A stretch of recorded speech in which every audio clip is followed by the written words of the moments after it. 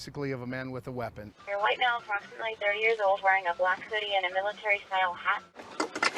They give me a description. Where was he last seen? Sitting on the curb just prior to the parking garage. And they think he has a handgun on him.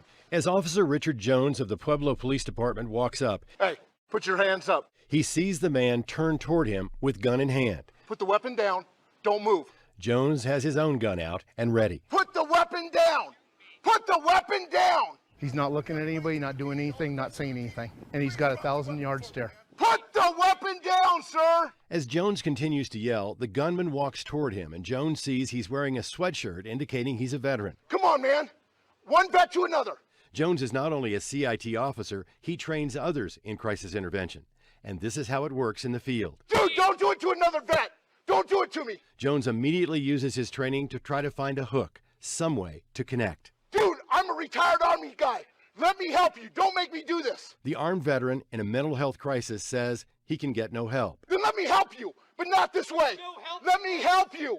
As Jones pleads with the man, other officers arrive at the scene, weapons drawn. The vet is holding the loaded semi-automatic handgun stiffly at his side, and Corporal Richard Jones is hoping he does not raise it toward the officers. Please drop it, brother. We've lost too many already. I know you're hurting, man. I was too. But I went about 4 months ago. So let me help you, please. Despite the pleading, the man keeps asking Jones to shoot him. Shoot me. I can't do that, man. I can't do that. Suddenly, as Jones tries to move the conversation to appeal to the man's religious faith, the man puts his hands together on the gun as if he's going to raise it to fire. You believe in Jesus Christ, brother? Don't do it. Don't do it. Then shoot me! No, don't do it. I was in your shoes a few months ago, brother. It took everything in my body. Man, I'm 6'5", 300-pound paratrooper. Took everything in my world to call VA and to finally get the help. And I got the help. But I want to help you, man, because I'm tired of losing brothers and sisters. But I can't help you if you don't help me. Okay? The Lord sent me here to you today. He didn't send one of these other guys. He sent me as a vet to you to help you because I'm there. I've been there. After nearly 11 minutes of having his gun leveled at the man, pleading with him, the tense standoff finally ends. Just drop it. Just drop it. Okay, put your hands on your head for me. At that moment, Richard Jones knew he had succeeded in saving the life of a veteran just like him, who was in a mental health crisis. The relief was overwhelming.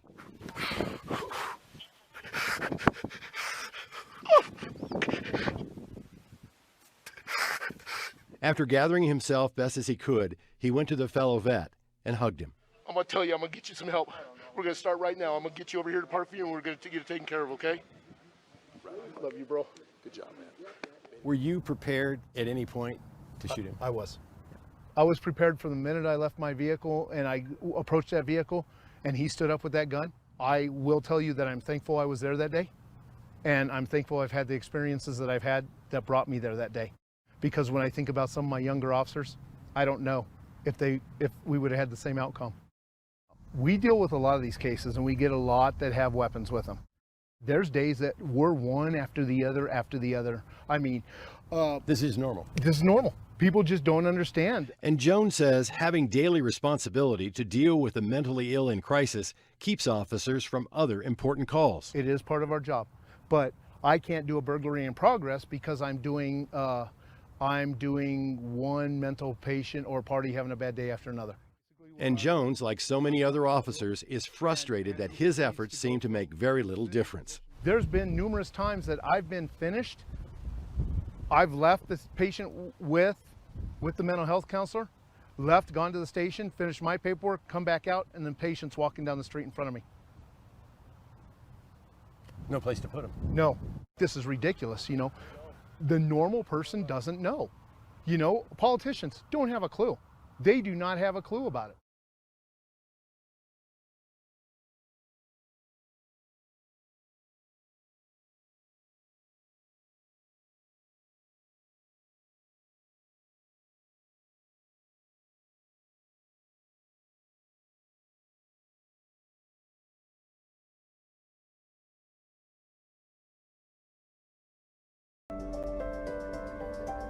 My name is Patty Heck-Cressley. I am the president of Crises. I started doing crisis intervention training in Minnesota approximately 2005 and have expanded from law enforcement into corrections in the past 10 years. Crisis in corrections can be anything from a death of a loved one, another case, maybe a divorce, child custody issues. Everybody in here acting like this is just a nice place to be, man. Okay? It's not. All right? I can't talk to nobody out there. All right? Ain't nobody. People who say they supposed to write you, right? Supposed to answer the phone when you call. Where they at? But then there's other things that happen that we wouldn't recognize as a crisis. Maybe loss of privileges, loss of phone, going into segregation, losing their jobs, and those become crisis. As part of the CIT training, we do approximately 8 hours of scenario-based role plays, and we have professional actors that come in to play offenders or inmates.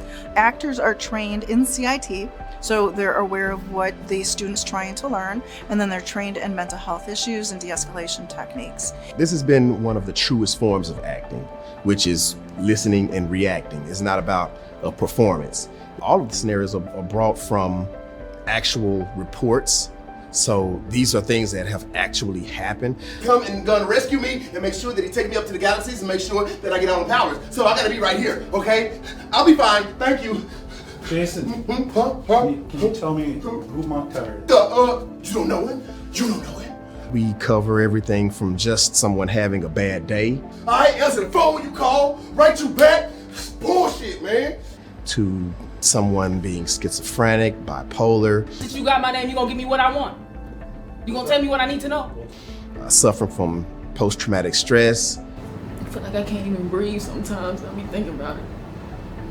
I just don't want to keep doing this. I don't want to keep waking up feeling like this. There was an instance where I was role-playing with someone, and I was there on the ledge, and they were talking to me, and they started sharing a personal story about someone who had committed suicide that was close to them. And they're standing there and they're, we're both getting emotional. Tears are running down our faces. Neither one of us is acting at that moment. It's just living in real life. And so that was kind of like that moment of feeling good to be able to use your talent to do something positive. If they were acting out, we had to deal with it. And the way we dealt with it was with the use of force. And when I taught the use of force, we did cell entries and that kind of thing, and that's what we did. And then the DOC sent me to CIT training, and after the training, I brought it back and we started to implement it, and it worked. It didn't replace the use of force, but what it did was give me a tool to be able to de-escalate a situation and make things a little bit easier on myself and everyone else.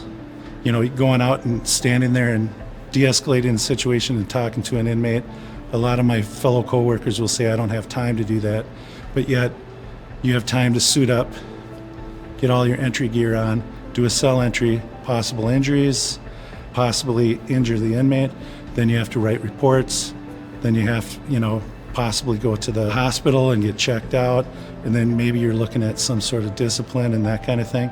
CIT takes that whole thing out of the equation. We have a lot of feedback from students that say that it works. One in particular is that a student that was a week out of class went into a situation which turned into a hostage situation, and he was able to very quickly resolve the situation, have the person throw down the weapon, and release the hostage. His feedback to me was it felt like I was in one of your scenarios. Many times I get feedback saying I would have brushed this person off, but instead of just brushing them off, now I'm talking to them and trying to fix the problem instead of just brushing it under the rug. If we can help make an officer's job a little bit easier, because correctional officers have a really difficult job. So if we can give them the education to be able to help them to do their job more effectively and safer, that would be what my goal is.